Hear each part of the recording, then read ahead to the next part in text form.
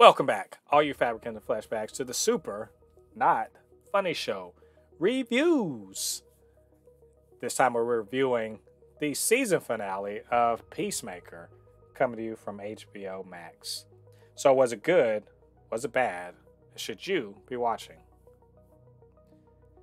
LADI, unfortunately, this train has to come into the station. And but if it has to come into the station, let it come in hot, on fire, and full of explosions, and just a little bit of heart. Oh man, this.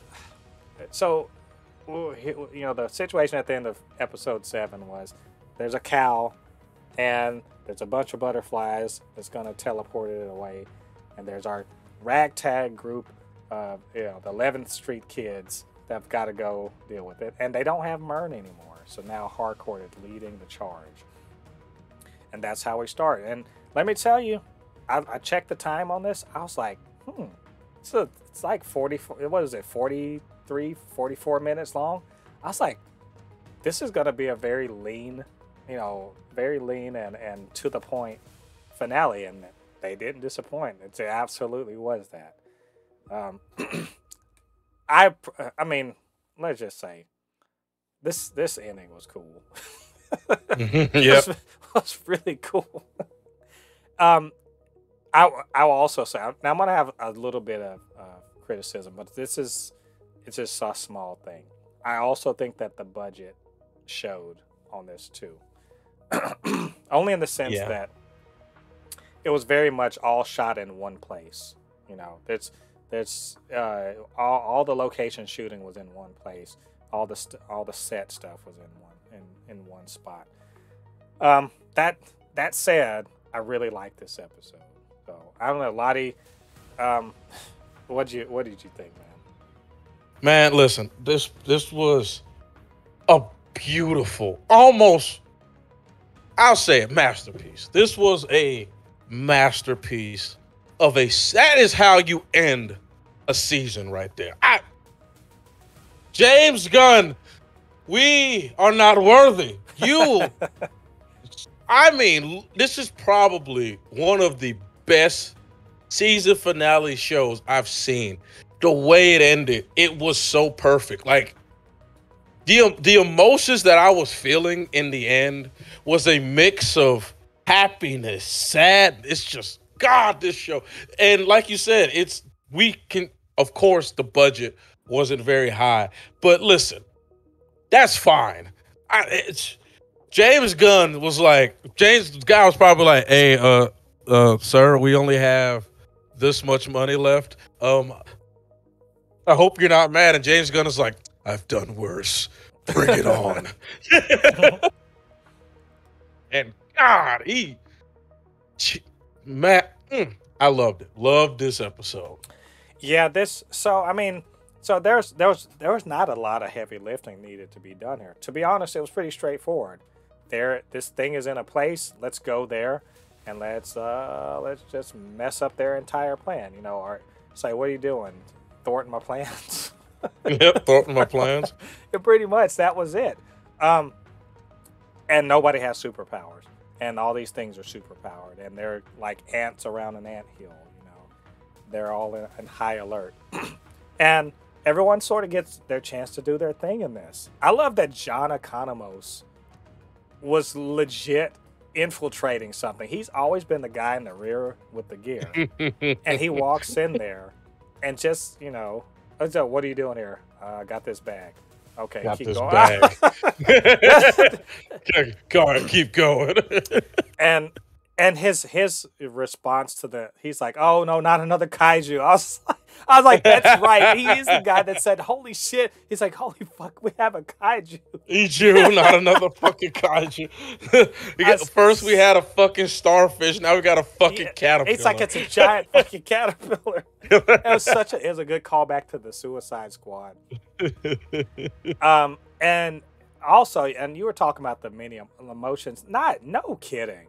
Like, James Gunn his writing is ridiculous. Like, the fact that he had Economos really have to admit something about himself out loud that was embarrassing and made him feel bad about himself, so that everybody on his team heard him. And to even acknowledge that, yeah, you know, it is kind of pathetic. All that, you know what? That was hard, and I loved him. I loved him for being able to be forthright about it, and also, oddly enough, to show that he connected with Chris, aka Peacemaker, despite the fact that Chris was being an asshole about his dye job. But that Chris noticed him at all. I love that. Yep.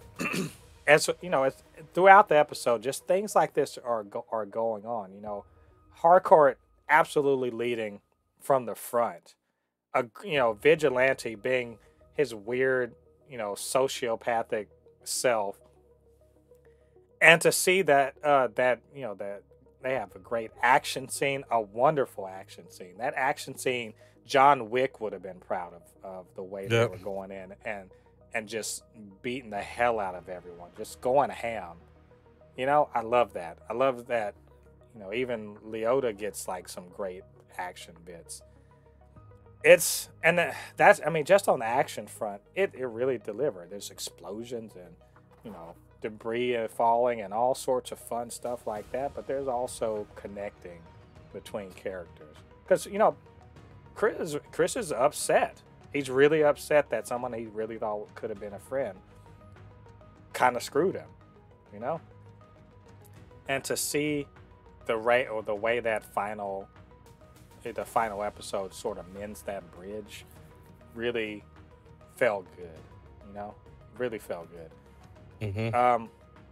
What do you think about the butterflies and their MO, you know, what their reasoning was, and like Goff, you know, sort of trying to make a connection with Peacemaker about what they were doing?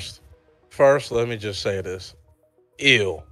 Goff was about to kiss Peacemaker. Ew. Was he? I think so. I don't think Goff. I don't know if Goff is a he or. I think he was trying to say, "Let's join our side." Man, you know, the way he grabbed his face and was like, "Thank you for feeding me." But hey, I do gotta agree. I'm like, Goff, you're being a hypocritical asshole. What makes it's like your world blew, like you basically destroyed your world. What makes you think you guys are the ones that can lead humanity into a better future? But you get them basically saying, look, we did the exact thing that y'all are doing right now, and we destroyed our planet, and we're all that's left. So we're not going to let y'all do that to yourselves. We've been there and done that, and we're smarter than that. We know what not to do, so we're just going to not do it. We're going to make you guys not do it. and Peacemaker. I mean, but you do got to ask yourself, are they though? Because this Goff literally just murdered one of their own. Exactly. You know, without remorse. Exactly. That's why he said, you and I, he's like, you Peacemaker, and we are the same. We will kill people in order to achieve this goal of ultimate peace and, you know, to bring peace and safety to the world. We'll murder anybody over that. We'll kill one of our own. We will inhabit all of these human bodies and kill the person inside of them if it gets us a step closer to ensuring that overall this planet doesn't go where ours went. And he's like, that's why he said we're the same. But Goff never understood that having the same mentality doesn't mean you're going to have the same goals. You know, they're not going to align. There's no way that Chris Smith, aka Peacemaker, is going to side with aliens that are going to mind control the world. It's not going to happen.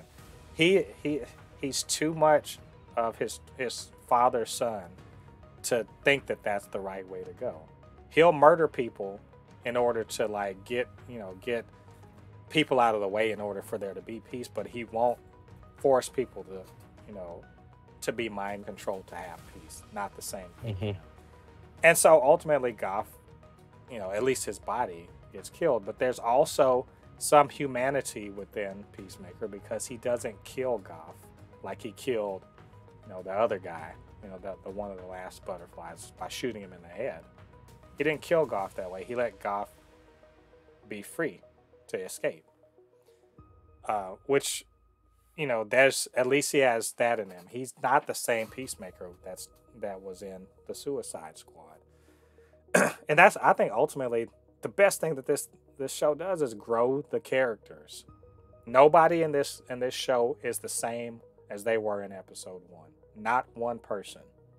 Everyone's different. Now, Leota stands up to her mom and sort of does something stupid and calls out Project X and all that, or Project whatever they call it. And her mom and what she does, right? Harcourt has got an uphill battle. She's stepped in to become a leader, but now she has to learn to walk again. I think even Vigilante, Vigilante has gone from wanting to be totally closed off from other people and to keep himself from being seen as connected with. Now he's kind of embraced his personality and being with that group. He's opened up. Economos is a little more, maybe a little more confident in himself. Everyone's changing, and everyone's connecting, and they're all a family now, which is important because I want to see these motherfuckers back for season 2. Because we there was a little part where we thought, God, man, at first they got me with Vigilante. I was like, is he dead? Oh, yeah. Please. I'm like, is he dead? Then they especially got me with Hardcore. I thought she was dead. She started coughing out blood, and I was just like, oh my God. And then the fucking butterfly tried to go inside of her I love Adebayo being a badass. Yes. She rolled up on them. Whooping all of that ass. Yeah. And she just turned into John Wick all of a sudden. And I also like how he used her as a human torpedo. And she was just like, what the fuck? I love the fact that she voluntarily did it, even though she knew that was a bad idea. And it was kind of messed up of Chris to use her to kill the cow. Which, poor cow. The cow had nothing to do with anything. She was just there, or whatever. It was just there.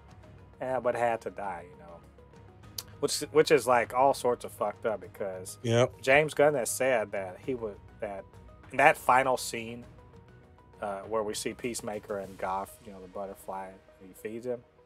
That's literally the last food that Goff is gonna have to eat.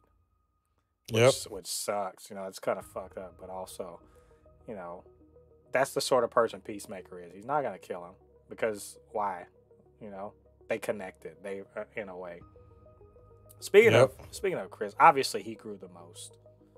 He's not all the way there. He's not all the way fixed or whatever you want to call it. He's getting there. But now he has his ghost dad hanging out in his head. What the fuck? I'm just saying, like, man, yeah. And he's I'm not going anywhere. It's Ghost Nappa. Let's just call it's Ghost Nappa, and it gives me callbacks to Hit Monkey. It gives me callbacks to Hit Monkey. And I'm just like, well, here we go. We're about to, can't wait for season 2. And man, this was so good. I just liked, man, this was a really good show. And then how he was like, hey, don't tell, he said, don't tell Vigilante, but you're next to Eagly, you're my BFF. And the music placement, I mean, God, this episode was so good. We haven't even talked about the big stinger, the big cameo. We haven't even talked about it. Fucking James Gunn, like, everyone just slow clap for that shit. To bring 4 of the members of the Justice League in. Like, like those guys, that's where the budget went to. That's where the budget. I just want to call this out that he's got the juice to actually get that cameo, get Momoa and Ezra Miller in to just to say something. to say his words, and his words are pretty. You know, we haven't seen that in any of their movies because they're PG-13. You know, fuck you, Barry. Oh, man, let's go. That's what I'm saying. Like, and this man's got 2 more shows. He's got another season of Peacemaker and another spin-off show to come. You think DC isn't trying to? Okay, you think anybody that don't think DC is trying to lock this man in to keep the DCEU going? You're not paying any attention. And then we got to see Viola Davis say, "What the fuck?" What the fuck? It's just, I mean, because he's literally rocking the DCEU right now. Like with the things that's going on. And you know what? And some of the Snyder Cut, you know, stands and fanboys are real mad and hating because James Gunn gets to do what he wants to do right now. And he's, you know what? You stands and fanboys, chill out. He literally just brought y'all's Justice League in. So, you know what? Maybe just take your W and get on. But anyway, that's neither here nor there. We loved it, and you guys should be watching. So, what did you guys think about this episode? What did you think about what we had to say about it? Why don't you get down to the comments, let us know what you're thinking. Of course, you can always hit us up, supernotfunnyshow@gmail.com or at supernotfunnys1 on Twitter. All right, all you Fabricants and Fleshbags, thanks for joining us on this review.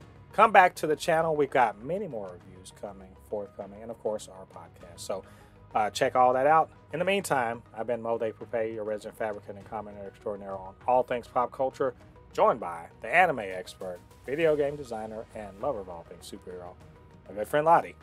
And we'll see you guys on the other side of the thread. Peace. Peace.